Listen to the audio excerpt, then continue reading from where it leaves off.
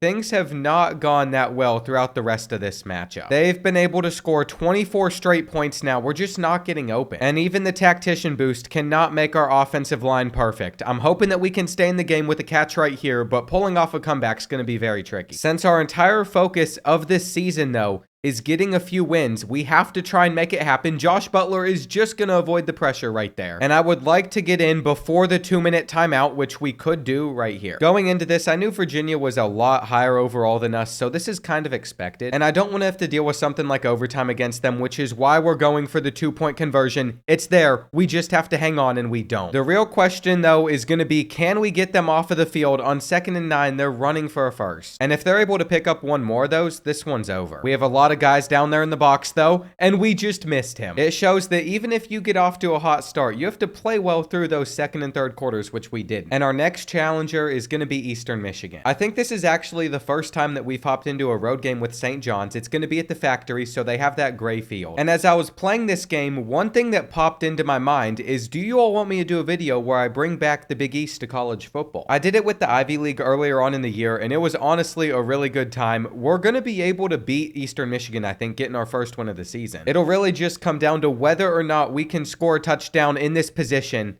What am I doing? What am I doing? We really do not deserve to win this one after that, but Eastern Michigan can't move the ball. And so we are just trying to hang on. In this final minute, we get another sack. Danny Anger has been going crazy in this game. He has 4 of those. I'm not sure I'm even fast enough to keep up with him here. And I'm an idiot. Normally, I make like 1 or 2 bad mistakes in a game, but it doesn't necessarily cost us. These 2 have. And so you take everything that has to do with the hardest rebuild challenge, and then you add on my skill on Heisman mode on top of it, and this is what you get. I think we should still be able to at least get into field goal range and then send it to overtime. But winning 1 game this season isn't going to save my job. I think either way, I'm going to end up getting fired, and that should have been picked. What I'm going to do is I'm just going to go for the aggressive catch right here because we need to get a big gain. It isn't going to work out. And I single-handedly just handed Eastern Michigan this one. Out of frustration, I'm just gonna sim to the end of the season because I think either way, I'm gonna be fired. And there it is. There's the message at the end of the season. You have been fired. I completely understand why even a win over UConn is not gonna save this football program. But even if we're still chilling at the very bottom of our conference standings, I can say that we're getting better. Josh Butler still's going for a lot of interceptions and not too many touchdowns, but we rushed for more yards this year, and on the receiving side of things, our tight end performed pretty well. And I also feel like it's important for me to mention our punter is punting for way less yards. We also average more points per game than Army. Our defense probably still gave up the most points in the country, but we actually didn't. And when you consider the fact that we're a part of the toughest conference, it's impressive. We've been able to come a long way. I'm hoping it's the last time I have to create a new head coach. And one thing I've picked up on is we're never going to be able to get anybody during the transfer portal period because there's so few 1-stars. I really just want to see the day that we hit a 2-star prestige so we can start to go after 2-star prospects. And there is one way that we could see some nice overall jumps on our defensive line. We're going to have to move some of these speed rusher linebackers to left and right end. I also forgot how effective it would be to move our tight end over to left tackle. These are just boosts that can help out our overall. And I should probably start picking up on what the best archetypes are for progression so we can get that team overall to a point where we compete in conference play. As a motivator, I think no matter what, we're going to level up super fast since we're level 11. So what I'm going to do off the rip this time is go down the tactician tree. And that fast leveling up is going to allow us to get the max stat boost on defense, plus we're going to have our offensive line receivers and tight ends receiving them as well. Then if we look over at our 2 coordinators, they should be getting better. They still haven't maxed out their tactician tree. But if I don't get fired, that will come eventually, and I think it's time that I start encouraging players to transfer that are never going to see the field for us. During that process of cutting low overall players though, I accidentally cut our best tight end that I moved to left tackle. And that was absolutely the worst feeling in the world, but what we have done is we've opened up enough slots on our roster to actually sign a full class this year. Now, there was one weird thing I noticed about our schedule. It looked like it broke and we didn't have that many conference games, so I've made sure to schedule as many ranked opponents as I can to make sure it's very difficult. But it is pretty disappointing that things had to break because now we have tougher matchups than we would have had otherwise. I know that unless we get super lucky, we're not going to be able to win 6 games and make it to a bowl. But we'll see what ends up happening. We've gotten off to a good start against Cincinnati, going up 7-0. I really just don't trust Josh Butler to keep it up, but he surprisingly has, so much so that here in the 4th quarter, we're actually up by 11 points against the Bearcats. If we just finish off this drive, we're going to be able to go up by 3 possessions. And this is against the number 6 team in the country. Their comeback hopes are not over though. On a 3rd and 11, we're just going to pick it up. And I think that even though they were able to score a touchdown, they're not going to be able to pull this one off. We're going to be able to take down the Bearcats. For the first time, I actually played well throughout the entire game. But a lot of credit should also go to Josh Butler. That result right there has me a lot more optimistic about what what simming games might look like. And we didn't just beat Boston College, we held them scoreless to 0 points. Having success like this, I want to hop into our next matchup against number 8 Baylor. And sure enough, once again, we are playing well enough to take down a top 10 team. We just need to finish off a few more drives. This has really been the year of the check down, but it's because it's been so effective. They're going to be able to get in some pressure, but Josh Butler avoided it. And what I might do is just run a fullback dive until we're able to get into the end zone. That did not pan out in the best of ways though. On 4th and 1, we're going to hit our slant. That'll be enough. But by the time there's 3 minutes left in the fourth quarter, a lot has changed. We are in a position where we needed a stop. They're still going to go up by 3 points, but we can win this with a touchdown. And that's going to be hard to come by. Recently, the Bears have been shutting down our offense right here. I'm hoping that we can make this throw.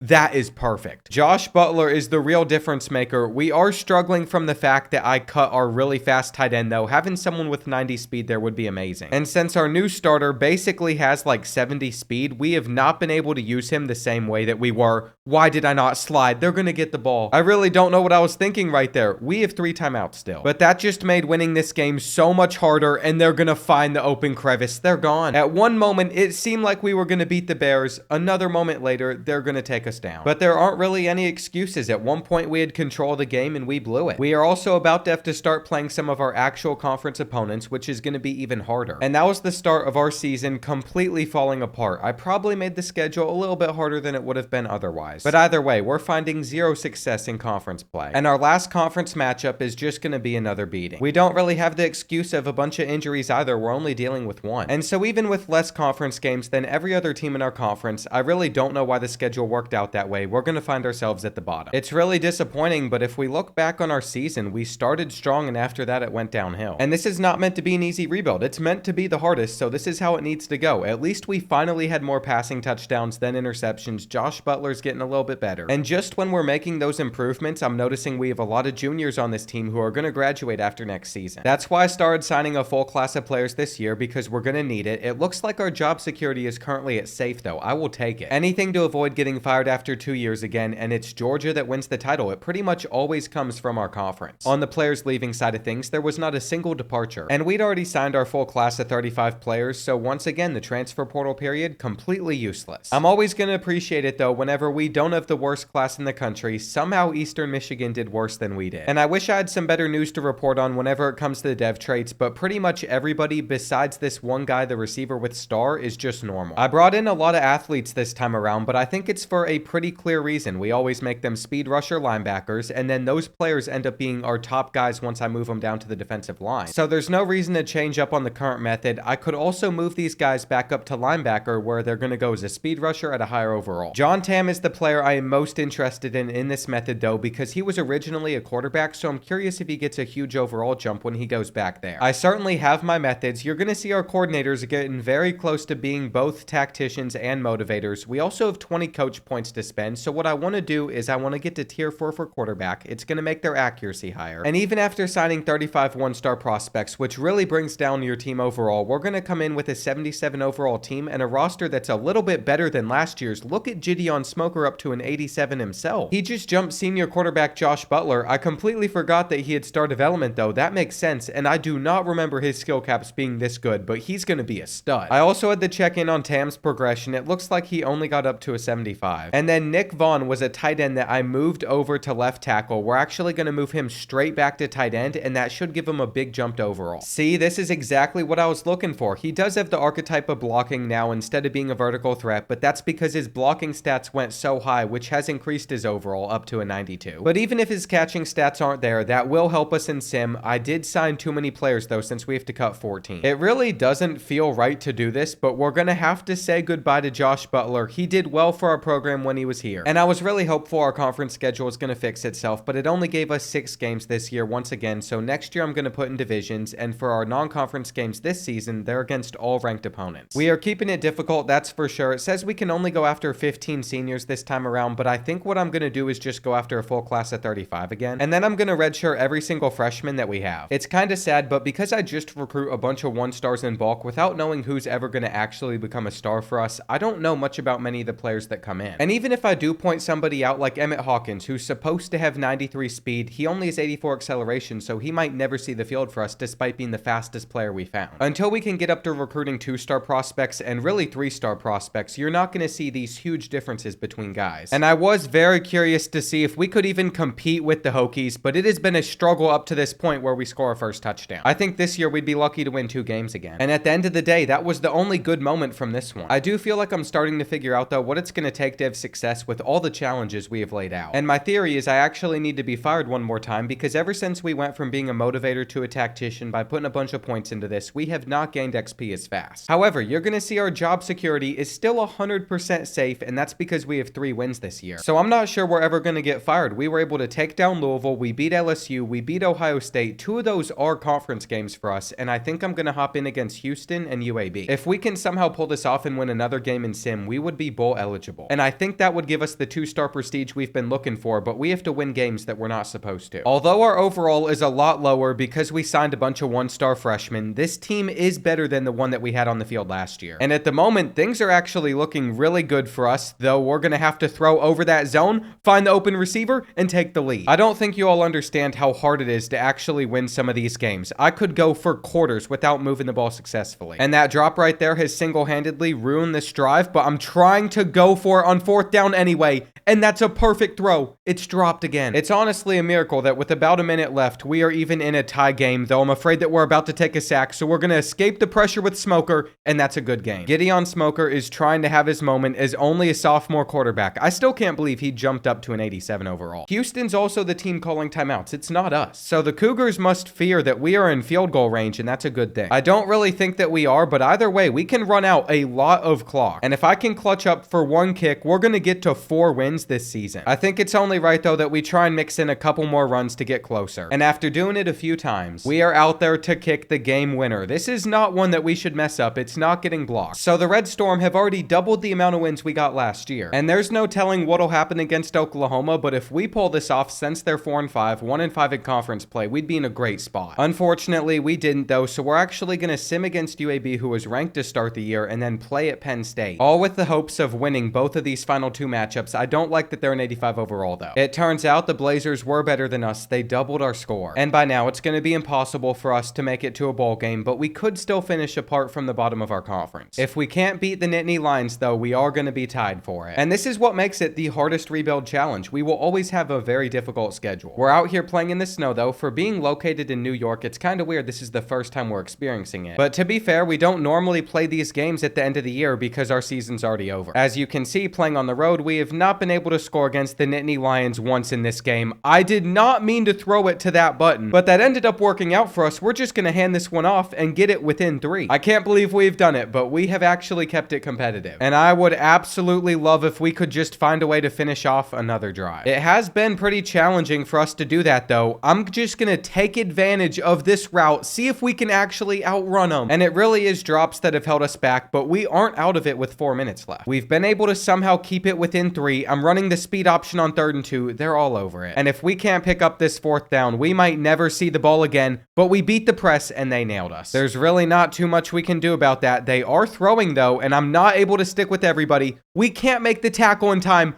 What is this breakaway speed? Okay, yeah, our players still aren't the best. You get a bunch of 1-stars out there, their pursuit angles stink, their awareness is not high enough, they're not even fast, but we kept it close still. And so even if we were tied for last in our conference again, even if we couldn't make it to a bowl game, I really am proud of this team. If I'm noticing a trend, we should continue to go upward in 2030. And I still have an opportunity to get rid of either of these coordinators, but I can't. Leveling up like 5 more times is going to max out the tactician tree for them, plus ours is getting close. So we just have to keep on doing the same stuff we have been, signing as many 1-stars as possible. And I'm starting to wonder if the hardest conference is falling off, because not a single one of these 12 playoff teams was from the SEC. I'm pretty sure that recruiting wise, overall wise, and team prestige wise, these teams are still all going to be leading the way. There's pretty much a mechanic in the game that makes sure that programs like Ohio State and Georgia never go below a 3-star prestige. But if they could just keep on slipping and we get some players that are a little bit higher overalls without tactician boost, we might have a chance at beating a lot of them. As you can see, if I sort by top classes, they're still going to control pretty pretty much all of the top 10, and then even schools like Texas will find a way to bounce back with better ones next year. But if we're ever going to catch up, we're going to need some great progression. Here's another gym quarterback. John Foster's not supposed to be as good as what we have right now, though. Now that we've gotten to training results, you're going to see we're only a 73 overall. We're really being brought down by the last two full classes of one-star prospects, but I can only hope some of the tactician boost continue to help us out a little bit, and we perform a lot better in sim. I'm also not going to forget, I am going to add divisions to the SEC real quick, because if we don't, I don't think we're going to get an even schedule. And I think it made the most sense to split it up by North and South. We'll see if the schedule is actually fixed now. But I have made a mistake. I have skipped over a week where we had to encourage transfers. I have absolutely no idea what players were cut from this team, but I can only assume it's some of the redshirted freshmen that I wanted to keep around. And it turns out basically every speed rusher I brought in over the last couple years is now gone. We also ended up losing 3 freshman running backs, so I might have to do some more work in recruiting this year. But it turns out it's okay, because this is actually a good thing. I just noticed we have a 2-star team prestige, so this season alone we can go after 2-star recruits. Now if we happen to fall back under that 2-star down to a 1.5-star to a 1-star prestige, we have to go after only 1-stars again. But if we can take advantage of this season to recruit the right way, we're going to be set up so much better than I thought we would. When it comes to winning games, that's a whole other battle, but because we finally got our 9 conference games, we can have an easier non-conference schedule. I'm hoping that we can get back to 4 wins. And if anybody is going to carry us there, it would be Gideon Smoker. He still has room to improve as well, and he's only a junior. What I will say, just immediately about the recruiting class and the players that we can go after, you might notice that we're already down to 16 players. I started at 35, and there were a lot of schools pursuing some of these 2-stars, so we're not going to get to go after them. It's a little bit more of a challenge to get him to commit, but I found Josh Antonio, a 2-star quarterback, and I know that if he comes in with star dev, he could be incredible. Those are the types of players we're going to have to find if we're ever going to get our overall pretty high. If we don't recruit players for a couple years as well, it will definitely raise. But at least for now, because it is so low, even though we do have 27 solid seniors, we're going to have a pretty rough year. It took us 3 quarters to score on Army. And as we approach the end of the game, we're only up by 1, but if we could crack the end zone again, I think we'll be okay. I think we're going to be able to sim through most of this season focusing on recruiting, knowing that the year isn't going to be great. But I would like to at least get this win, and after forcing them on a 4th and 17, they're attempting a long field goal that's going to fall. It's going to take a couple first downs to really seal this one. I think our tight end should be able to get open right there, but he didn't. They break off the tackle, and they might return this back to the crib. We're in a bad spot. You know, me hopping into these games is supposed to be the thing that really helps us out, but that has not been the case so far in this video. And they didn't call it a touchdown on the field, but I think it pretty clearly was. They're reviewing it. For the 2-point conversion, they are going to hand it off, and we're going to get out there. They almost broke that tackle. And thankfully, all we need to do is get into field goal range, and we can still win this one. It's just the fact that we got in this position in the first place makes me annoyed. We have a great option at tight end. He is our highest overall player, and there is so much room to run. I'm sliding in time. And the longer this drive goes on for, the more careful I'm going to be that we don't get in. They have no timeouts left, so we can run out the rest of the clock. And then kick the game-winning field goal, though I wouldn't mind a touchdown on a 3rd and goal. The only thing that could mess this up is the rain causing something to slip. That didn't happen. And our 1-star kicker has started this season with a win. I think he pretty clearly had like no kick power, so I might consider going after a 2-star kicker in recruiting. And it's time we start simming through the rest of the year. Maybe I'll hop into a couple at the end if we have a chance at making it to a bowl, but if we can't beat 0-3 UMass, I know it's going to be a rough season. It looks like they did take us down 30-24. Our overall is going to hurt us, even though our team is just as good as it's been in the last 2 years. But you know what? Maybe Sim just takes into consideration your roster and not whatever that overall display is, because we beat Texas, Tennessee, and UConn after losing to UMass. And if we somehow ended the season with 2 more wins, we would be bowl eligible. We're just going to have to beat Oklahoma and Oregon. That's not going to be the easiest of tasks. If you look at our division, we are at the bottom with them. But I'm just proud that we were able to get to 4 wins. I think if we can maintain that, we're going to stay to 2-star prestige, and we're really being elevated because of our conference. It's going to take some of those players a very long time to develop, though, another 5 years before we could see ourselves really competing. And I'm sad to say it took us until the 4th quarter to score in Oklahoma. At least a touchdown, that is. We still have a chance in this game because we're only down by 11 with the ball on a 3rd and 1. This needs to be a good throw, though, and it's not held on to. Gideon Smoker is incredible. The rest of this team, not so much. We're going to hit our slant on 4th down. And I guess I have to expect our tight end to not be the best whenever it comes to catching, since we moved him over to that position, but he came to that ball. He's a blocking tight end, but not on that play. On the 2-point conversion, we're going to scramble in. And there would be hope if we could just stop the Sooners on this 3rd and 5, which we do. I just realized I am a complete idiot, though. I called a timeout knowing the 2-minute timeout was just 2 seconds away, so I wasted one. And if we're going going to be successful on this drive, I'm pretty sure that we're going to need them. Everything is just shaking. Everybody's confused. I don't know what button is what half the time. We needed to get closer to the marker. And now that it's 4th and 16, I think you can see why we struggled to score throughout this entire game. We're going to need this throw to be perfect. I think they're going to be able to play it though. It is what it is. We put up a good fight against the Sooners. And it's not like we're working with a good receiving core. They pretty much max out around a 72 overall. What was our goal as a coach though? Get to 4 wins in the season. We are safe at 93% right now. And when we lose these final 2 games, that's going to drop a little bit more. It is unfortunate our season had to end on such a losing streak, but I honestly just feel blessed that we got such a lucky result against some of these teams. And there we are at the bottom of our division in the North Division, but if you look over at the South one, Ole Miss went 1-8, so we weren't the worst team in the conference. That is a first for us. Gideon Smoker also had really respectable stats. This is the point in the rebuild where things look a bit better. It just stinks we're having to say goodbye to Greg Clemens. Even though he was only a 70 overall, he was our best receiver, and Rayshon Cordova was great as a running back at catching passes. Lots of targets are going to be missing, but it says our contract was extended, and that's with a low job security. At least there's some belief around here that we can win a championship like Miami just did. And that puts our conference back on top with 15 coach points and all of the tactician stuff maxed out that I want to max out though. It's time that we start to explore some other things. I'm not going to go down the motivator path yet because we might actually need some stuff in recruiter. We're about to have our first player ever drafted into the NFL. And it just hit me. If we can become a tight end factory by moving guys over to left tackle for a season, we'd be able to get our pro potential super high. We also had an opportunity to go after some 2-star transfers since we can target 2-star prospects right now, but we're not going to be able to. Mainly because all of my hours are going into trying to sign 2-star prospects out of high school. We aren't even close to having a full class of 35 players yet. I told you all that recruiting has not been that easy this season. And honestly, to my surprise, we won every single one of those battles, so we have put together a full class. It feels good to not have the worst class in the country and not even be close to it. 120 isn't the best. And compared to the rest of our conference, it certainly means nothing, but schools like Ole Miss and Texas A&M had a pretty rough year. Neither of them are in our new conference division though, so that doesn't help us at all. And as we go into position changes, our best 3 players at the moment are all quarterbacks. I am hunting for good dev traits though, and Josh Antonio is only going to have impact. That's not good. I didn't find anything higher than that though. Taking a look at this roster this year, I know we're going to take a step back. The last couple seasons has been filled with losing seniors. And honestly, that's okay because we're still a 2-star team prestige, so we can take the time to get rid of a lot of the 1-stars I recruited and replace them with 2-stars. It's going to be a little bit challenging to do since we only have 1 senior graduating, so I'm going to have to cut like 35 players after we get a full class this year. But I know it's the best thing that we could do for our future. It just really stinks that we're going to have a bad year whenever Gideon Smoker's a senior is a 91 overall. There's a chance that this is the best quarterback we get throughout this entire video, and he didn't even max out how good he could have been. But that is partially my fault for not going down the motivator tree. You can see we're just a 73. And that's why my expectations for this season are not too high, but I did find a couple interesting pieces in recruiting. There are some gems at wide receiver. We have 95 speed here. We have 94 speed, 94 speed. And that's something to be excited about because after I hop into this one, I don't think I'm going to hop into another. Unless we're hyper competitive here, I truly don't see us winning more than 2 games. And here's the thing. We have never been a huge scoring team, but our defense has always really carried us. Now that we don't have that since most of them graduated in the last 2 years, we find ourselves in a bad spot. He got pass interference on it. That route was interfered with. I saw the vision of a touchdown. It clearly was not there. We're going to lose to Notre Dame even after scoring again. And it doesn't bug me one bit because next up on our schedule is Ball State. This should be a free win. We didn't beat both of the MAC opponents that we faced though after that. Bowling Green blew us out 34-3, so that's how I just know the rest of this season is going to keep going downhill. And I've decided I am going to sim the rest of it while I focus on recruiting. I clearly haven't been too successful there either though because I lost a battle to Northwestern, one to North Texas, and one to West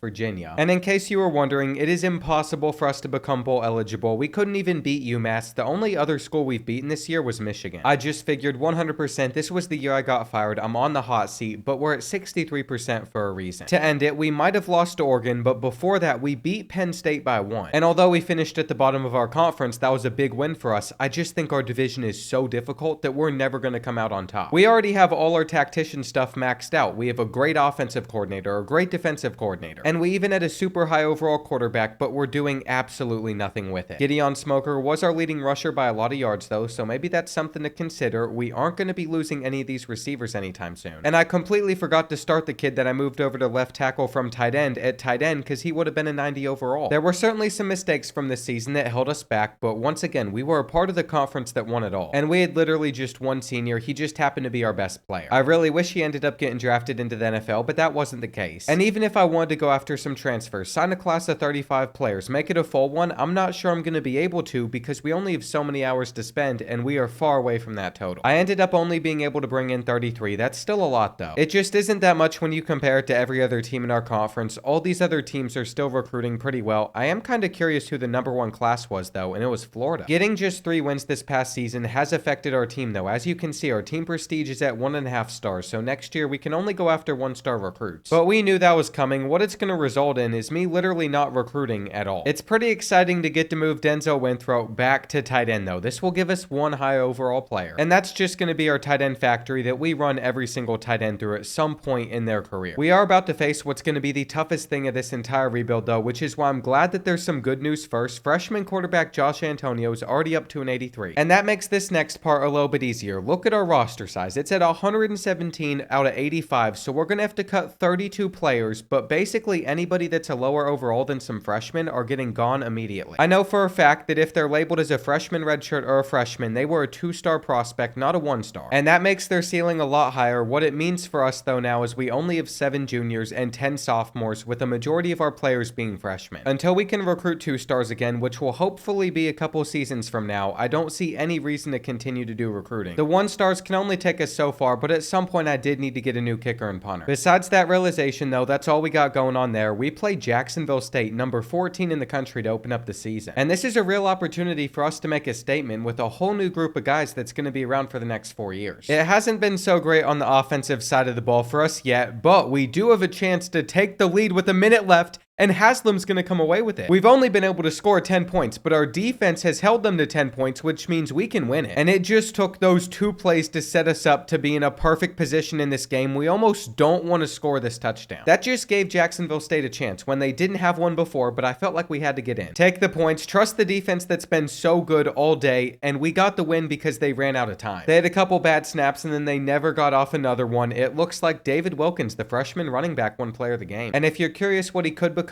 down the line, he has impact development. He also has 92 speed, but a lot of his room for growth seems to be in the catching department instead of running back stuff. It's a little bit disappointing, but you know what? We're in a position to have a strong start to the year, and we really got that. We beat Ball State 17-3. Louisiana Monroe's coming up soon as well, but because I just don't see this team having that great of a season, we're going to sim to like the Penn State game. And my hope is by the time we get to that moment in the year, we're sitting at like 4 wins, and we're competing for a chance to make it to a bowl. Well, after seeing this result, it kind of went how I thought it would, but we needed at least 1 win along the way. We're going to sim the rest of the year. We're not doing anything with the ball. I could blame it on Josh Antonio dislocating his ankle. Who knows how long he's been out for. We also lost our backup quarterback to the exact same injury. But either way, we knew that at a 75 overall, this season would be a struggle. And we did end up landing the 2 special teams players that I guess we needed. With the season going the way that it did though, you're going to see a "you have been fired" comment. That means that we have been kicked out of there. They didn't appreciate us only getting 4 wins at our peak. And to be honest, that's okay because I'm going to test out a theory as a motivator coach once we restart anyway. I think if we remain a motivator coach as our main archetype throughout our entire career, we'll start leveling up a lot faster. And you can see how the season ended. We are nowhere near any other team in our division. I'm really hoping this time around it is my last time creating a new head coach. And I went to check the bracket to see who won it all, but it's completely broken. We're at the end of the year and none of the records or results were updating, but it shows USC beat Louisville in the championship. And I feel like we're already so deep in on this file. Nick Keenan was the quarterback that started for us throughout most of the year. Josh Antonio never even had a touchdown. And David Wilkins, who seemed like our one little bit of hope, only averaged 3.6 yards per carry. Receiving wise, 2 of our top 3 targets are juniors, so they're going to be gone in a couple years anyway. And I'm all the way back to being a level 1 head coach, but at least both of our coordinators still stuck around. We also aren't going to see any departures. Nobody wanted to transfer out. And if I did want to bring in some 2-stars in the portal, I would have that option. It's just that there was only one 2-star that would even consider consider coming to St. John's. I'm gonna end up having to guess on his hard sell, but I think I might get it correct. Except it turns out that I didn't. He committed somewhere completely different. We are finally able to move past that bad year though, and with some sophomore redshirt speed rushers, we can get our defensive line a little bit better now. There's the jump that we were looking for. They actually account for all 5 of our best players on this team at the moment. And then middle linebacker Peyton Soar was someone I also moved over from speed rusher, but I kept him in the linebacking core and his stats got so much higher. They're simply the method, and we got up to a level 14 off of just that training result, which means we need to make sure our motivator stuff is filled up so we continue to level up that quick. With this entire coach tree looking like this now, I know that as long as we put less than 100 points into tactician, we will always be a motivator over a tactician. And you know the first thing I'm going to upgrade, I'm going to make sure our offensive line gets a little bit of an overall boost. Just like that, we're going into this next season as an 83 overall. Our schedule to start the year actually doesn't look too bad, but I know it'll get tougher as the year goes on. And since our school prestige is still sitting at 1.5 stars, there is no reason for us to do any recruiting. You can see we have plenty of sophomores and freshmen that'll be around. If anything, I'm just hoping that we can stay healthy and we win the games in sim that we should. Losing to Akron by almost double the score though is not a good start. It almost makes me just want to see this team with another year development. And you know what? At this point, I'm already expecting myself to have to go like 20-30 seasons deep in this rebuild, maybe to the end of the dynasty file, so I'm fine with going to week 15. I can't say doing that worked out too bad for us. We ended up winning 2 conference games, one against Clemson, one against Oklahoma. I kind of wish that I played against Liberty and Akron though. We could have gone 5-7. So next year I will keep that in mind. We're still at the bottom of our division. But it looks like Josh Antonio was able to stay healthy besides for one game. He does have an injury symbol next to his name. David Wilkins rushed for more yards. And we are getting very close to having our first 1,000-yard receiver at St. John's. I really don't think just breezing through this season was the worst thing to do in the world, though the playoff bracket is broken for the 2nd year in a row. I don't even think this is the one that happened this year. We are now in 2033 where Georgia took down Kansas State, so our file has basically broken. That's how you know we've been doing this rebuild for a while already. We're actually 10 years in. I have to win a championship in 13. I don't think that's going to happen. So I can pretty comfortably say that I'm going to be giving away my first copy of College Football 26, and there will be many to come. I know that last year it ended up being about 20. Somewhere on my Twitter that total is on there. You can see that we only lost a few players to graduation. Not the most heartbreaking thing in the world, and I almost started recruiting these 2-star transfers, but then I remembered we can still only go after 1-stars this year. Last year when I went after one, I just completely forgot about that. It's a good thing we didn't land a 2-star. We only signed 1-stars last year, but look at our team prestige. It went up to 2 stars even on 3 wins. I'm not sure how that happened. Probably has to do with our conference, but next year we could recruit 2 stars if we want. I'm just not sure if we should, since most of our best players are going to be juniors, and I want our overall next season to be as high as possible. Just off of training results from this season alone, we're sitting at an 88 overall, and it's just going to get better from this if we don't recruit anybody. But one thing I am curious about is if Josh Antonio can get even higher than an 85 overall. I have a feeling that he's probably capped out, and he has. If I'm being honest, it would be wise if we spent some of our tactician points in quarterback to bring up our accuracy there, but we're going to work on our defense. I want our defense to have a really good season. We're going to make our defensive backs and our defensive line perform better. And I really don't know what to expect out of this year. I'm just excited that we're finally having some faster receivers move up the depth chart. What I have done is I have scheduled the worst 3 possible opponents that I could find before we get into conference play so we can sim those first 3 and then hop into some games this year. But it really hurts I can't put any FCS schools on this schedule because I can't guarantee we're going to win all 3 of these. We have lucked out though, and all I want to do is keep moving forward, making progress, and for the first time I feel like we could actually make it to a bowl game because I can still hop into 3 matchups that I feel like we should win. With how hard our conference is though, none of those are going to be simple for us. I think Tennessee on the road is a good opportunity, but there is always the chance that by the end of this game I regret that decision. I will say though, our team feels better than it has ever before. I mean, for good reason. We've built it strong. There's still mistakes like that, but that's because we make our tight ends very specifically only good at one thing, and an out of reach throw is going to ruin our chance to go up 14-0. We just can't be experiencing stuff like that against teams like Tennessee. There is very little room for error. Unless, of course, our defense keeps playing this well. I know we have a super strong defensive line, but we're about to mess up another opportunity. It is now 3rd and goal, and I didn't want to force it. Reasons like that are why, with 6 minutes left, we find ourselves down by 17. And I think it's becoming very clear this is not a star 88 overall team. This is barely like an 82. We have done some stuff to boost our overall on paper, but it is not a true 88. The true 88s I play with are championship contenders. And I think this one is going to struggle immensely to make it to a bowl game. I do like how our blocking looks on some of these plays though. There is still the small chance of a comeback, though I'm not sure I believe in it after how some of those other drives ended. And it is always a pain to get Tennessee off of the field. We should have stopped them on this 3rd down, but we didn't. I literally cannot stand man playing against their offense. We're not able to stop the run.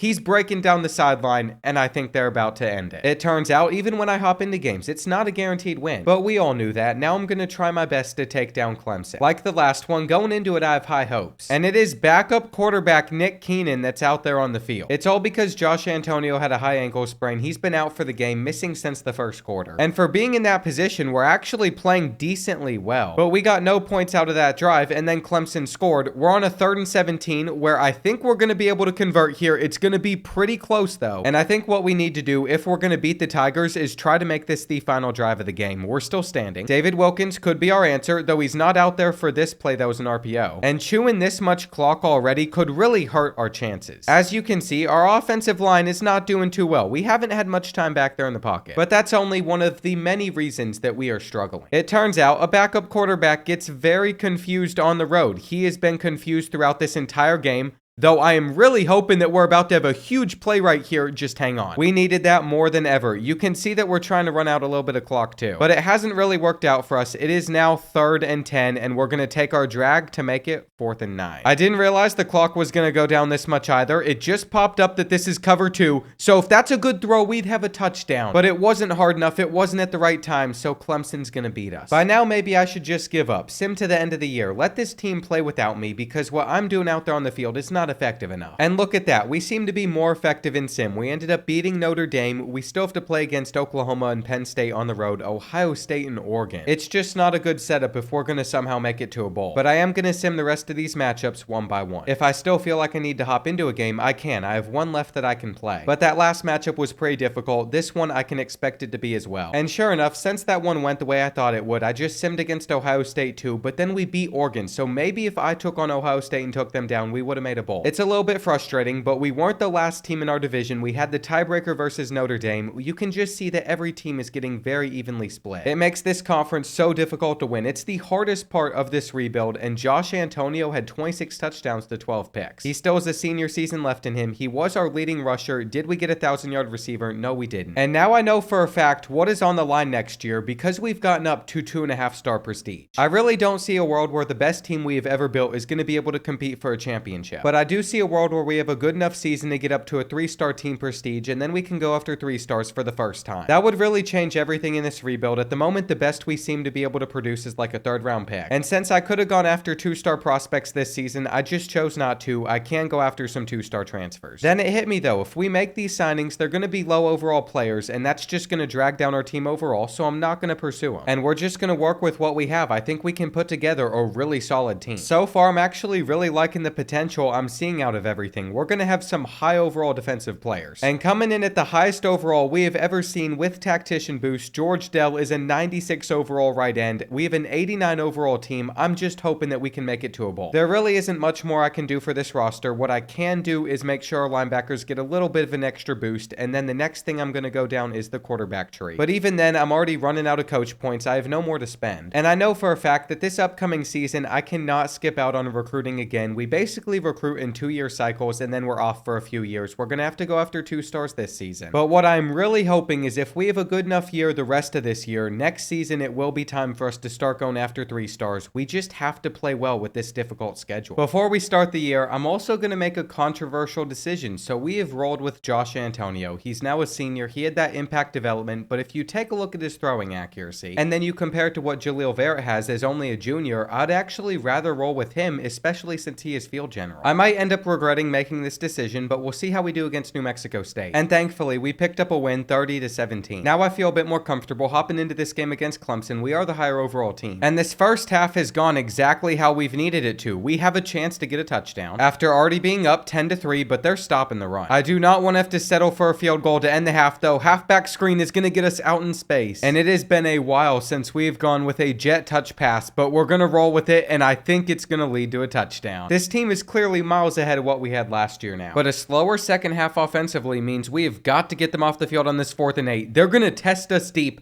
I think we can make a play here, and we do. As long as we can convert on 3rd and 10, this one is going to be over. I saw that a second too late, but it ended up being okay. We still made the catch. We're going to take down Clemson, starting this year 2-0, and I really think we're going to make a bowl for the first time. We just need to keep on winning. I'm hoping that we can win in sim against the Hurricanes, but even if they did blow us out by a lot, we still won the next week, so we're going to be 3-1 going into this matchup against undefeated Tennessee. I should also probably mention at some point what we're doing in recruiting. At the moment, we're basically just going after athletes because we know that we can move them around and get the best out of their overall. But later on, we'll go after 2 stars at other positions. You can see Isaac Likely has a chance to be an amazing quarterback with his 95 throw power. I just wish he was a bit quicker. He won't even be the future of this team though if we can just get up to a 3-star prestige. That comes by beating programs like Tennessee. And with 4 minutes left in this one, we have a chance to go up by 2 possessions. It couldn't have been an easier read for me. We were wide open in the end zone. But I can't act like this game is over. They still have all 3 of their timeouts. I wasn't guarding that on 4th and 4. And they are driving all the way down the field versus us. They're trying to escape the pocket here. They still find a receiver, but we're going to tackle him inbounds. For whatever reason, that is what caused them to call their first timeout, which is going to end up really costing them. And since they have now burned through 2, it doesn't matter if they get into the end zone because they're still going to have to get an onside kick. I honestly thought I had lurked them there, but we should be okay. We just got to pick this up. We do. We're going to fall over. And after taking a knee, we have beaten a top 25 program. Success has come in the 2 games I've hopped into so far, and we've done well in sim besides against the Hurricanes. So I was really hoping that we'd beat Notre Dame, but they had the home field advantage and they beat us by 12. Luckily, we have Troy next on our schedule, but they're 5-1, so you never know what will happen here. And I just kept simulating from that moment. We lost against Michigan, but we beat Oklahoma, then lost to Penn State by 6. We're currently sitting at 6-4. No matter what, we are bowl eligible. I can just hop into one more game, so I could get us higher up in our division standings. And I think what I want to do is try and upset number 3 Ohio State on the road, because that would shake up everything. If we can find a way to pull this off, our championship contender has to shoot up. And although we didn't do as well in sim as I was really hoping we would, we can make this happen. David Wilkins already has almost 40 rushing yards. He's going to crack the end zone right here. And I see the mismatch that we're looking for. I can tell it's going to be man-to-man coverage. We just needed enough time to throw this deep, and that's perfectly on the money. This is what happens when we finally have speed at wide receiver. And so far, it's been a great first half. We have given up 7 points, but we've at least been able to score more than the Buckeyes. That's out of reach. And I would like to get a touchdown in these final 25 seconds, which I think is going to come right here. Well, maybe not on that play, but we got close enough where a fullback dive will finish it off. But the 3rd quarter didn't go that well for us. They're going to score on this 3rd and goal, taking a lead. And I can't even be upset because this is the position that we just put ourselves in. Down by 4 with 7 minutes left to end the ball. I think we're going to run quite a bit. I mean, this is what did us well in the first half. But if we can get a bad alignment look like I'm seeing right here, we're going to have the deep route like we did on that earlier touchdown, and Savage beats him. From that moment, we had a pick 6 for a touchdown, and then we were able to stop Ohio State again. So in the final couple of minutes, we're about to take a 3-possession lead versus them. And this is the first time I felt like our offense was really unstoppable. We knew if we were going to win this game, we had to score a ton. And it was Abdul Savage with his 200 receiving yards, 3 touchdowns that did the trick. He is the main reason that we have locked in our first bowl game with St. John's. And clearly this team did have some talent because we beat Oregon in our final matchup 26-7. We were also able to make the top 25 for the first time with St. John's at number 22. And I don't think we have ever finished in the top half of our conference, but we finally made it happen. I will say it would be nice if we got an easy bowl game matchup. I feel like there's a lot of weaker teams out there. We got Rice, who's 22. But that shouldn't be an issue for us at all because they're just going to be an 80 overall. It is kind of eye-opening that without any tactician boost, our overall would have only been about an 85. But that's still more than enough to win against a team like the Owls, and we've had 0 issues taking them down. Even though we only have 2-star recruits, they couldn't guard us. And this is by far the most we've been able to accomplish with St. John's. I'm just not sure how next season's going to look. We're still going to have Jaleel Baird at quarterback for us. And he played pretty well. He only threw for 24 touchdowns. I'm hoping for more next season, but we are going to lose David Wilkins, our running back that rushed for over 1,000 yards and 10 touchdowns. At least we're not going to have to say goodbye to any of our junior receivers, though. All of them put up about the same numbers. And for whatever reason, Rice finished higher than us in the final poll, but at least this is where we ended up. It would have been nice to be able to compete for a championship, but our conference is really hard. We need to be able to recruit 3 stars. And I see a 3-star team prestige up there on this players leaving screen, as we have a couple players that are about to get drafted too. That's really going to open stuff up for us next year. We even had a tight end go on to the NFL. And since signing a bunch of 2 stars is going to hurt our overall, it actually makes me want to limit a little bit how many of them we bring in. By National Signing Day, we ended up with 22 of them. That is still quite a bit, and I can't believe I didn't point it out, but Nick Wilcox was the better quarterback option, 96 throw power, 88 speed. I just think we're going to be able to find a 3-star that's even better than this. It almost makes this entire class that we just brought in pretty pointless. But who knows, maybe Nick Wilcox will end up having some really good skill caps because he's going to come in as a 72 overall QB. We might have a slight issue though. We only have 6 total receivers, 5 of them are seniors, so we're going to have to recruit super well at this position, same as tight end. And I guess I just wasn't considering how empty this roster really is about to be. We're only an 80 overall team, but I feel like this is still a pretty strong group of guys, which I'm hoping can get a little bit easier of a conference schedule. We're going to remove divisions again and see if we can get 9 games without it messing up the scheduling. Just because I would like to face some different teams every so often, like facing Ole Miss, who's an 82, would be wonderful for us. We are also going to have to make the most of this recruiting class where we can go after 3 stars because we have 33 seniors, and besides them, next year's team only has 24 players. I can also happily say our schedule did work. We got 9 conference games. It's still going to be super tough, but we have Clemson, Tennessee, Ole Miss, Michigan, even Texas A&M on there that I think are winnable. There's really no telling what'll happen, but I trust Jaleel Vera to lead us to victory. He's been able to max out everything by now. And fortunately, even though I've put no points into recruiting, we have some of our coordinators starting to expand, get better in those categories, so that should help me out a little bit. After doing a lot of scouting, I was only able to find one gym, but it's a physical 94 speed receiver, so that'll be nice. There's also a couple pretty good options for us at QB. And any of those guys are going to be improvements from what we've been able to get, but we're just going to sim through our first few games against the smaller programs. These were supposed to be 3 free wins for us, but Louisiana Monroe as a half-star school somehow beat us by 3. And that almost makes me want to hop into this one against Ohio State, but I know it's going to be hard to beat them. We already dealt with that last year. Funny enough though, Abdul Savage went off against them again. And we were able to beat the Buckeyes in sim 32-30, but we couldn't beat Louisiana Monroe. I am never going to get that, but now if we play against Tennessee, we can improve to 4-1, stay in the top 25. And do you know what I don't enjoy? Trusting our defense in the final few minutes because they're about to score. That was my fault with the user. I didn't think they were actually going to throw it straight at us, but they did, putting all the pressure on our offense, and I think we've actually beat their press deep. I know that we had speed, but I didn't know we had speed like that. This is not the time to have drops with the ball though. We're going to test it once again. They keep on pressing for whatever reason.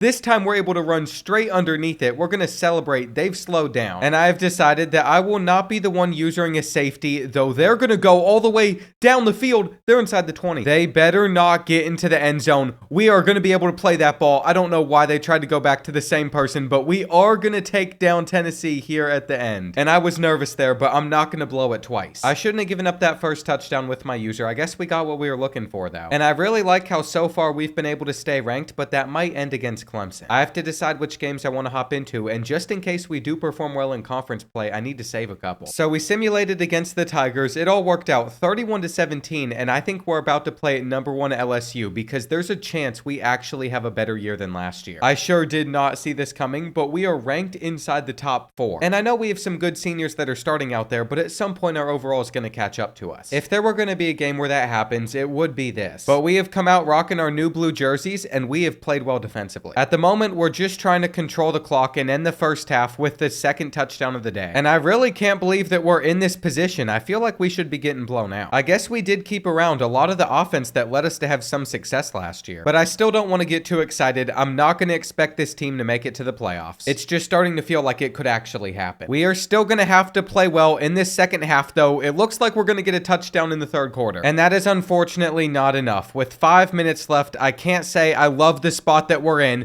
but we're going for a bomb over the LSU defense, and it just didn't connect. That would have changed the game for us. At the moment, we're only up by 3. These throws are bad. I'm starting to feel like we've just choked it away. We gave up a touchdown after that, but if we have a good possession, we can still win. And as good as Jamil Verrett's been for us, his accuracy issues have cost us this second half so far. I really think we might just keep it on the ground with this running play. It's been working out well for us. And ideally, we can chew the rest of this clock before getting into the end zone, or it's going to come like right here. There's a decent chance this comes back to bite us. But I just took a QB kneel on the goal line so we could get it down to about 20 seconds before punching it in. We actually really needed that though, because I don't think they're going to be able to get into field goal range. This is the final play of the game. There's 2 players over there. All we have to do is just swat it away. And that is how you take down the number 1 team on the road. There is no reason that we should be having this much success this year. But on the bright side, it should allow us to continue to sign 3 stars next season. I just don't understand the randomness this game throws at you. Our only loss as the number 1 team in the country is to Louisiana Monroe. And at some point we have to start simming again. I just know that's when things will probably go downhill. We came back to earth against Oregon. They had 466 total yards against our rough defense. But we are still sitting at number 2 in our conference. We can lose another conference game theoretically and still make it to the conference championship. I am a little annoyed with recruiting though. I can just tell that we're about to lose some battles I really wish we wouldn't. And I hate to say this, but we couldn't even take down the Rebels. We crumbled against Michigan, so our entire year is just falling apart. What I think the main issue is we lost both our starting left and right end, and we have like no depth at that position. So I'm hoping we can at least get the 6 wins to end the year, but I'm writing off a chance at the conference championship. However, we could still finish near the top of the conference, and it'll really just depend what happens at Kyle Field, where I know I saw rain. Luckily for us, that seemed to have a real impact on their offense. They're trying to come back in the final seconds, and there is still a chance we blow this. 15 seconds remaining. I'm usering over the middle. They take their check down. They're not going to get much, and they also had to use their final timeout. I know exactly where they want to go. That's off target. This is what it all comes down to. One play, we could get another win this season. They're not going to get the vertical route. We got pressure, and even our backups are making some plays. Do I feel great about how that went though? Absolutely not. I am not expecting us to beat Texas at home. And sure enough, we didn't, losing 31-17, but I really think our season ended that way because of the injuries we had to our defense. Even though we finished 6th in our conference, this is where things are about to get tough because we're about to lose the rest of the good seniors. And that really worries me. Jaleel Verrett couldn't have had a better year than this. He improved his touchdowns, cut back on interceptions just like I wanted. John Gayton was awful compared to what we had at running back last year, and we did not have a 1,000-yard receiver. We are also making some more signings with the 3 stars, but there are some battles that we've lost. I really wish we didn't. And the Heisman Trophy winner coming from Jacksonville State has thrown me off. Our bowl game matchup is going to be against Rutgers. This is perfect. We also don't seem to be losing our coordinators. Nobody's taken them away yet, which is a very good thing. And it's time for the Cheez-It Bowl against the Scarlet Knights. They score more points per game than us, but that shouldn't mean too much. If we were able to have success in the conference that we're in, we're going to be just fine. And I am very interested to see what happens next year once we lose all these seniors, because that's going to be a struggle. I think we're 100% going to regress. And I mean, even this team was not the best in the world. We have not scored a touchdown since that last one. They just got a first down. And they could still go all the way down the field to tie up the game and send it to overtime. I just know for a fact that we are going to be so bad next season on 3rd and 19, nowhere to go. And I think I'm going to use her the linebacker here just so they don't go over the middle of the field,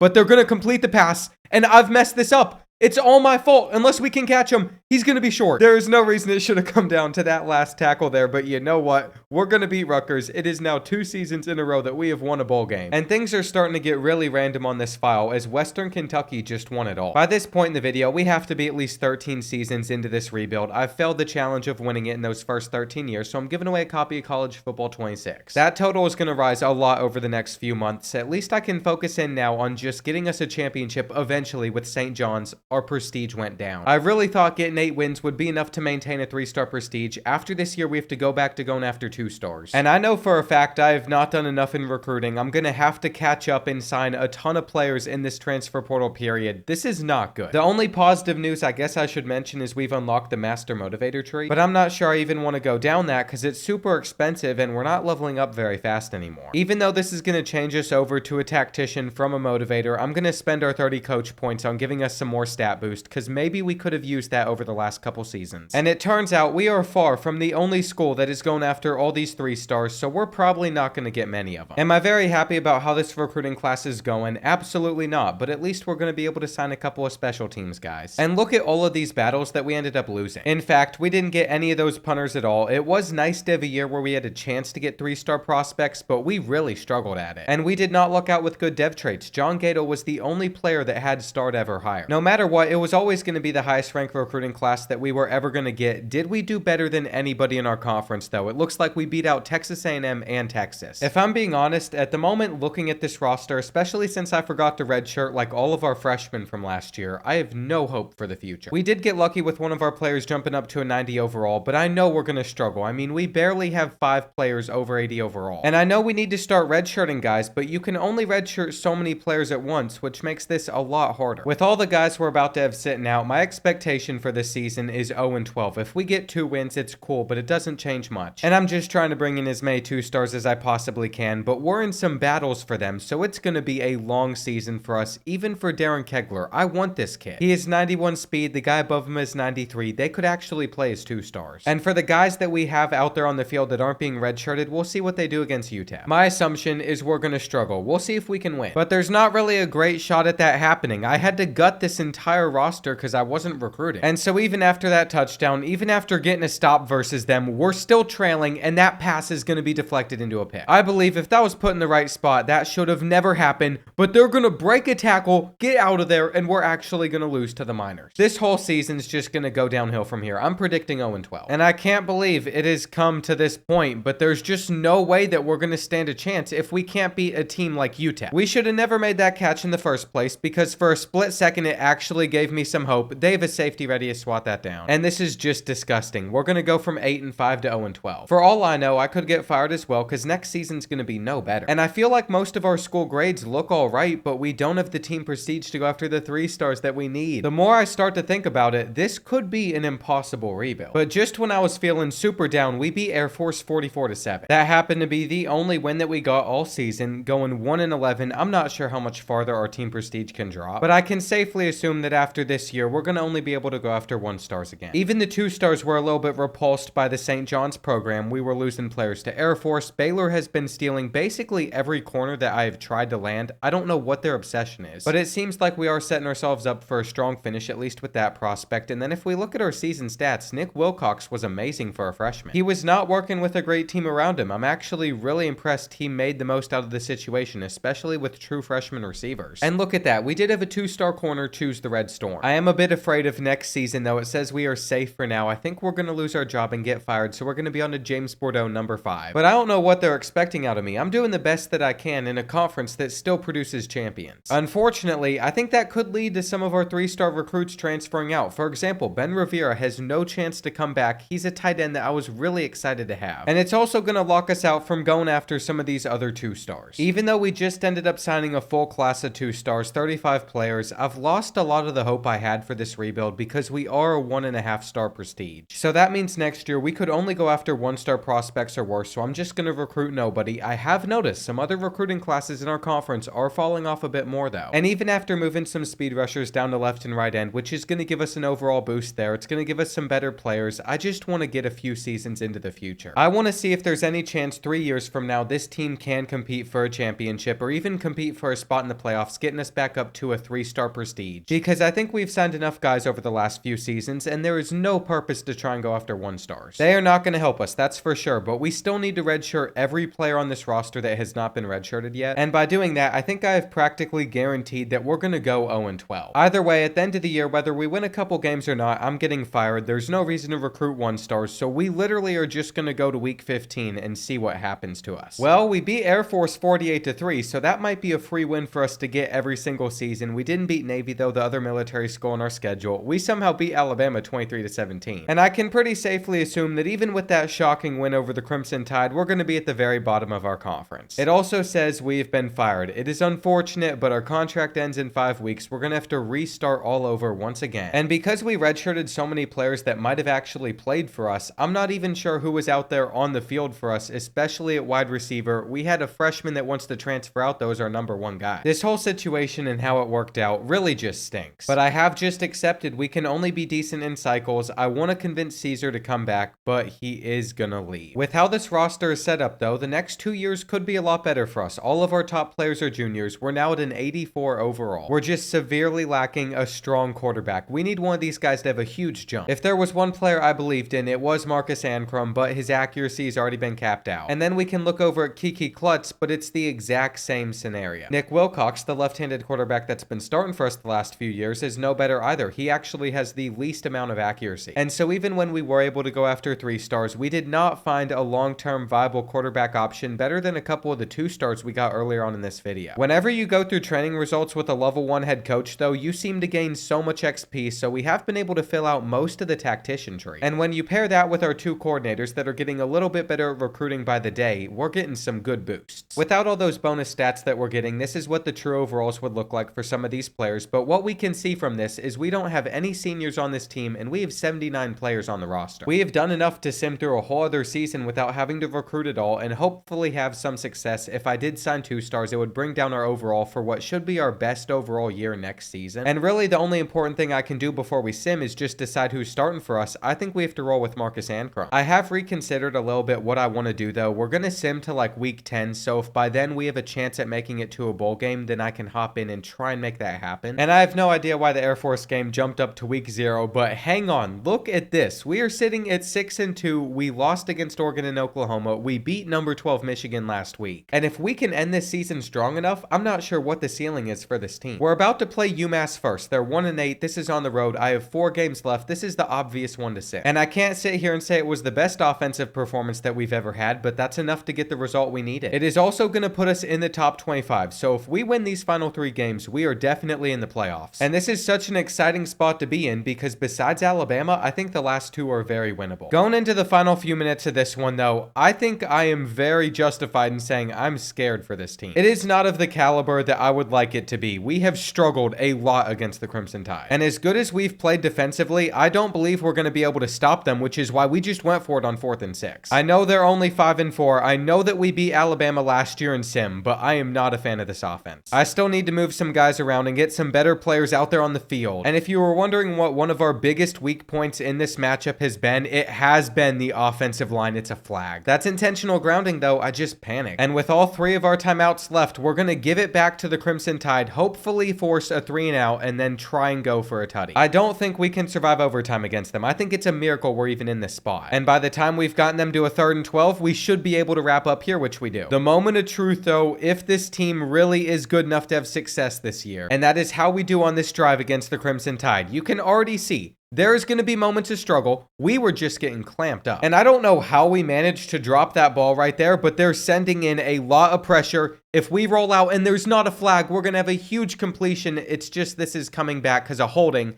You can stop us now. This is devastating, but it makes sense why we had enough time to get the throw out. And from our own 5-yard line, 3rd and 21, it is still going to be dropped. This is ridiculous. We signed 3-star receivers and they just can't make plays. 50-50 ball. We don't even have time to get it out. And what do you want me to do? We were performing better in sim than whenever I hopped into the games. I don't know how it's even possible for this team to be 7-3, but I'm simming these final 2 matchups. And for as bad of an overall as Ole Miss has sometimes, they always seem to perform against us. Either way though, final game of the year is against Texas A&M. We've made it to a bowl. And one little adjustment I'm going to make is I'm going to take our 20 coach points and I'm just going to make some of our stats a little bit better. That clearly made a difference against the Aggies. We beat them by 5. And it looks like we ended up finishing mid-table in our conference. If we're going to have a playoff run next year though with one of the best teams I've been able to build, Marcus Ancrum is going to have to cut back on the interceptions. We're going to have to rush for more yards and we're going to need a 1,000-yard receiver. And I was even going to add into that winning a bowl game would be nice, but we didn't get one. That's right, going 8-4 in our conference, only playing FBS schools is not enough to get a bowl bid somehow. And I was so frustrated I accidentally skipped over the playoff bracket. We're only up to a 2.5-star team prestige. We have another receiver that wants to leave us. He's deciding to stay though. And if I'm going to get this team up to where it needs to be for next season, I'm going to have to make some position changes. I was hoping that putting Nick McCrath, a former running back at wide receiver, would boost his overall when we moved him back a year later. But that didn't seem to work out, so what we're going to do is we're going to put Austin Simmons at left tackle and then make him a tight end again. That'll at least help our team a little bit. It turns out what we've been able to do is produce the best roster we have ever seen. I mean, overall wise, it doesn't look as high as what we've had, but if you just scroll through this is the most high overall players we've been able to put together. And I have a lot of faith going into this next season, so much so that I'm actually cutting some players. That has been enough to get us a preseason top 25 ranking. And we are also a 91 overall roster. Now, Marcus Ancrum's up to an 88. I think he got as good as he could possibly get. He's only a junior too. There's actually a lot of parts of this team that are going to return for another season after this one. But if any year was going to be our year to win a championship, I do think it would be this. We're still going to recruit a bunch of 2-stars just to restart that cycle in case this season doesn't go as well as I'm hoping. But it literally has to. I've made our schedule as easy as I possibly can, and we just have to execute. If we're not able to execute though, I have started to build out the recruiting board. There's actually going to be 2 2-star gyms at running back, one with 93 speed, one that's a bit slower that we're going to be targeting. And then there's Frederick Land. If he has a good dev trait, we've seen quarterbacks built like this before. But I don't want to sign a huge class because no matter what happens this season, I think we're going to get back up to a 3-star team prestige. I don't really feel good about the fact that we only beat Louisiana Monroe by 7, but we went out, we destroyed Air Force like we normally do. Now we're probably going to play against both Penn State and Notre Dame on the road. And if we can get through this slate of games, we'd be ranked inside the top 12 and we'd be 4-0. I'm hoping by that moment as well that we're going to have a better chance at getting some of these prospects because we're having to compete trying to hard sell with our awful school grades. And after being able to max out everything I want to in the tactician tree, it's about time that after we get more coach points, we start going into recruiter. We clearly need a little bit of help. And I don't think the Nittany Lions were expecting our defense to play as well in this matchup as they have. We've also been having a lot of offensive success versus them, though they just picked us off. And that was an incredible play by the defensive back. I can't even be upset about it. It would have allowed us to put this one away a lot earlier than we're going to be able to. But fortunately, the fourth quarter has also gone our way while being a little bit boring. Here's a moment where we have to step up though. It's a 32-yard field goal. Should be no problem, even with that arrow shaking as much as it is. It's just going to sneak in. And what did you think was going to happen for Penn State offensively? They've barely scored throughout this matchup. They were not going to come up against our defense and do anything in the final seconds. We might even be able to return this for a pick six,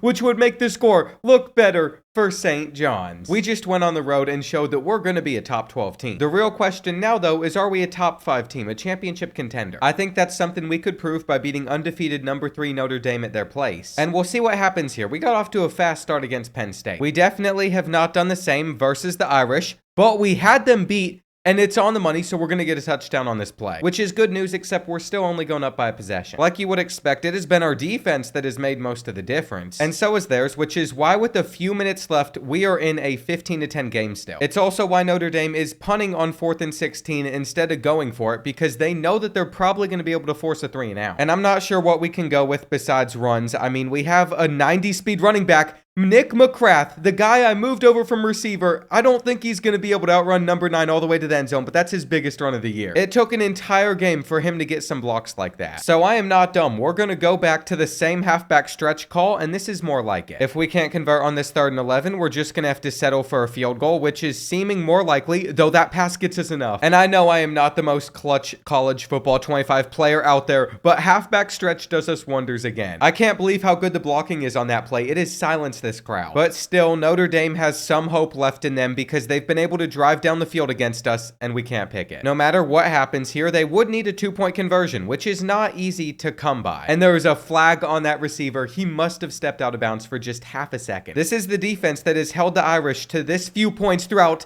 the entire game, and I'm going to try to lateral this. I want to get a return for a touchdown. We have seen it work before, and we could do it again. Penny just needed to be quicker. That would have been a great way to end this game in style. The same way we did against Penn State. I was going to try to make it a trend for the entire year. But you know what? Either way, we just took down the number 3 team. Vibes are high here at St. John's at the moment because we're about to sign everybody else on our board too. I think that we're going to add a couple more players, but besides that, I really want to wait on signing 3 stars. And with the way this season is going, there's no question we'll get up to that 3-star prestige. Like expected, we'd go on to beat Kent State the next week. I think I'm going to sim against Oklahoma, Oregon, maybe even Georgia and Michigan before we get to these final few games. And the reasoning behind that is besides the Bulldogs, none of them are in the top half of the conference standings. Are they still going to be difficult matchups? Probably, but I can't mess it up if it's sim. Now, I can't report that we won every single one of those games in sim. Michigan ended up beating us by 6 points, but it was at the Big House. I can't be too upset by that being our first loss. And we're actually sitting on top of our conference standings, though we still have to play Texas A&M, Alabama, and Ole Miss. I'm really debating whether or not I want to hop into the game against the Crimson Tide or against the Aggies. It looks like Alabama's only an 86 overall, but Texas A&M is just an 83, and we play them at home, so their better record doesn't really scare me. I'm just going to hop into the game against the Crimson Tide, and this should set us up to make the playoffs. But even when I do hop in, it is never a given that we're actually going to win. Stuff like rain can really affect our offense. For whatever reason, I just don't do well on this game whenever it's like that. But I can proudly report that we should be putting the first points on the board. We got pretty lucky with that kick, and the fact that with 2 minutes left, we're the team with the ball, not the Crimson Tide in a tie matchup. So even though I have thrown 3 interceptions in this game, yes, I'm not ashamed about it. We could still come away with the win. I've just been really struggling against the pressure they've been able to generate versus us. Now, this next play call might not be the smartest. It's a fullback dive on 3rd and 3, but we did get enough. And my theory was they weren't going to come out in a formation that was prepared to stop it. I will take 5 yards of carry until they prove that they can. That's a first. And this could be enough to get us into field goal range. They were also getting stuck on our offensive line for a split second. And here we go. 10 seconds left on the clock now. We're just trying to get some extra yards. Honestly, I still feel like like I need them to make this kick, so that's why we are going for it on 4th down. We are going to get that. And I called a timeout with a second left. Is this the most ideal way to finish a game ever? Absolutely not. There's a lot of pressure on this kick, and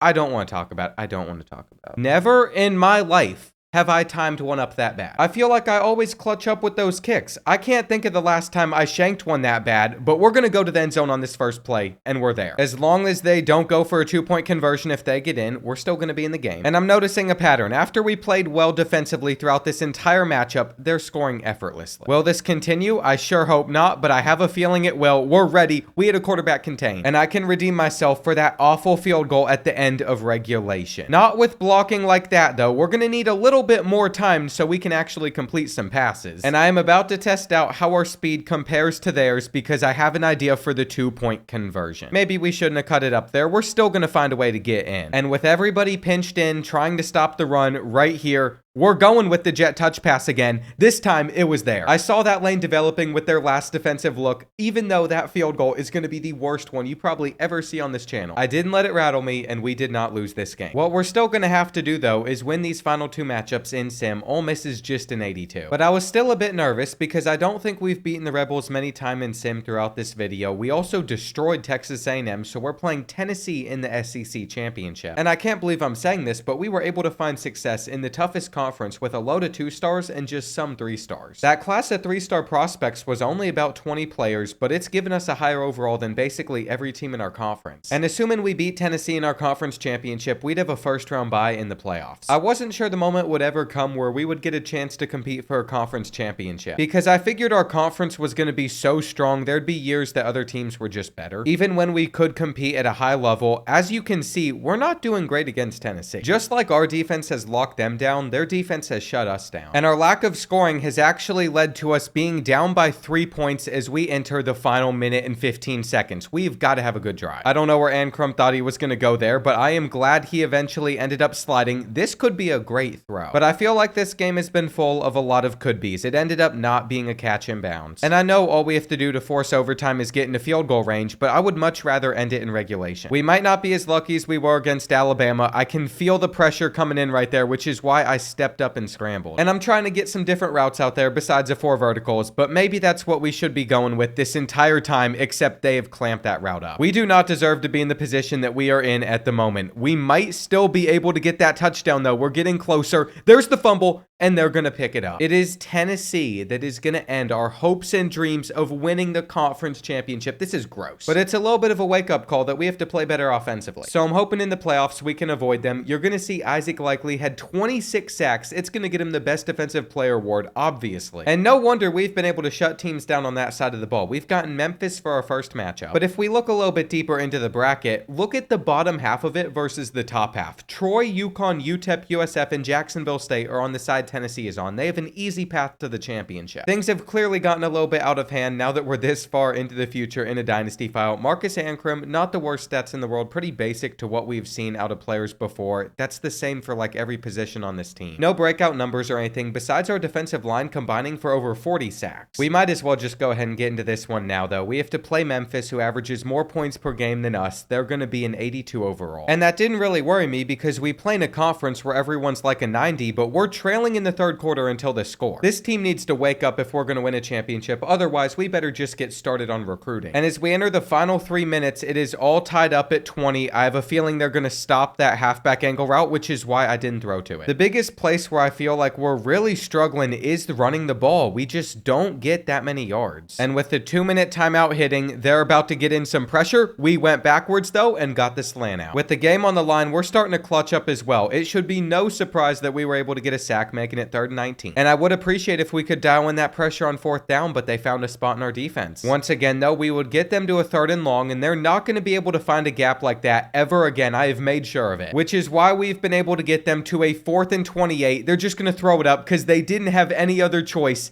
And Oh gosh, I thought we had someone back there. We did. We probably shouldn't be going for interception touchdown returns in one possession games with playoffs on the line, but because of the one against Penn State, I keep on trying it. Since they had a bye, we knew that we'd be facing the Razorbacks next no matter what. And beneath us in the bracket is going to be the battle for North Carolina. Without being a part of the SEC, Arkansas has clearly still been able to find success. I think I threw them in the Big 12, but that took a toll on their ability to recruit, so they're only an 80 overall. We've unfortunately learned time and time again, though, that number means nothing. And that is how we are on our own 5-yard line, down by 2 with a minute 15 seconds left. We're about to lose to Arkansas. After taking a sack, we are in the need of a huge play, and then we just took another. It is going to be 3rd and long. We're going to have to force this into that window. And I'm starting to think that we should just throw up a ball to McCabe over on that left side of the field. He's a physical receiver, so he should be able to get this, and he does. The weirdest part about us losing to the Razorbacks is we've not played bad offensively. Marcus Ancrum's thrown for 360 yards. It's about to be 400. But I don't know what to do here. We have to stay in hurry up mode, and I think we just need to punch it in, then get a stop. There's such a big runoff whenever you call plays that with no timeouts left, you cannot trust anything. And as long as they don't get this Hail Mary, we're going to be moving on to the next round. We're just falling apart to end this year, though. That's the most disappointing part. They lasered it in there. And I can't believe Arkansas gave us such a scare. If it wasn't for Marcus Ancrum having this type of performance, we wouldn't have won. And it looks like the Tar Heels were able to take down NC State. To my surprise, though, Tennessee lost to UConn. I thought for sure Tennessee would be a team making the championship. And us being able to win it all is starting to feel like a reality. We just have to play good against the Tar Heels. Since we built a power conference and made the ACC a little bit weaker, the Tar Heels have had a lot of success. And I know they've been able to recruit really well, which is why I thought they were going to play us a little bit tougher. Instead, though, we're about to go up 14-0, though they stopped us on 3rd and inches. And I just don't have it in me to kick a field goal taking a 2-possession lead. I'd much rather go for it, and there's the touchdown. I wanted to get off to a hot start in this one because I knew by the end of it, they'd find a way back in. And I'm just going to have to run commit for this Wildcat. I've guessed left. Hopefully we can stop it, but I just missed. Maintaining our 2-possession lead has not been easy. They're about to get a stop as well. And there is only one thing that could save us here. Man-to-man coverage. We're not getting the look I wanted, but we still might be able to find the space in the zone. If we blow this game, it is actually going to be so sad. I couldn't get there in time. And all I'm thinking about in the back of my mind right now is doing this for another 5 years. That's about what it would take to get this team back into this position with all the restrictions that we have, which is why we cannot mess up this opportunity. Fortunately for us, they're only going up by a point, so a field goal will win this game. But I'm afraid I am still going to find a way to lose this one. We're going to escape the pressure here and get like 15 yards. Please do not fumble. I guess I need to pound the slide button a little bit harder. I'm actually going to go for a 50-50 ball. Turn around. We come down with it. What a catch. McCabe might have just done enough to send us on to the national championship. We know that we are not going to hit a field goal from this distance, though, which is why we need more yards. I also made a mistake. I let the clock run down a little bit more than I wanted to. This throw is going to be off target, and I am going to have to clutch up. I'm going to have to make up for my mistake against the Crimson Tide.